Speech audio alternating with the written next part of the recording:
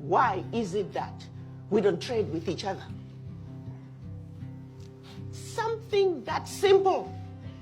We are unable to accomplish it because when you go to that boardroom table with a colonized mind, your thinking is colonized, the outcome is colonized.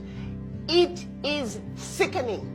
Even as I sit here, speaking as an ambassador, but also speaking as an African, to see the obvious situations, a brick that needs to be moved from point A to point B. Well, guess what? It's got to go all the way to Z and then back before it gets to B. What is wrong with this picture? It goes back to the mind. The African mind must change. We need more people like this young man here, because what is happening in Africa today is unacceptable. We can take care of ourselves. We have the largest arable land on the continent, and yet in some countries we are importing food. I sit in some meetings, I will be very honest with you, I am embarrassed. When you look at the things that we are doing as Africans, it's unacceptable.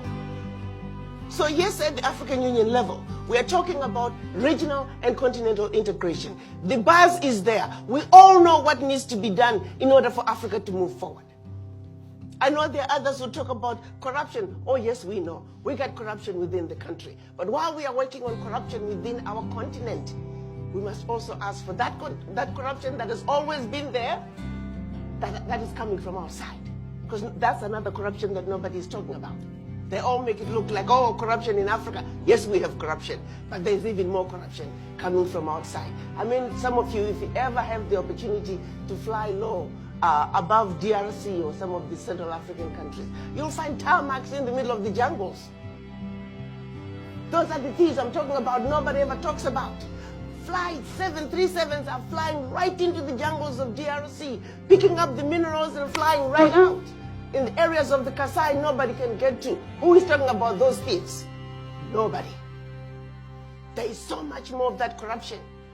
I was a tourist in Kimberley, South Africa, and flights were flying in and flying out, and I thought I was at the international airport. I asked our tour guide, I said, I didn't realize Kimberley, South Africa has an international airport. She said, oh, no. These are planes coming out from outside to pick up the minerals. I'm like, what?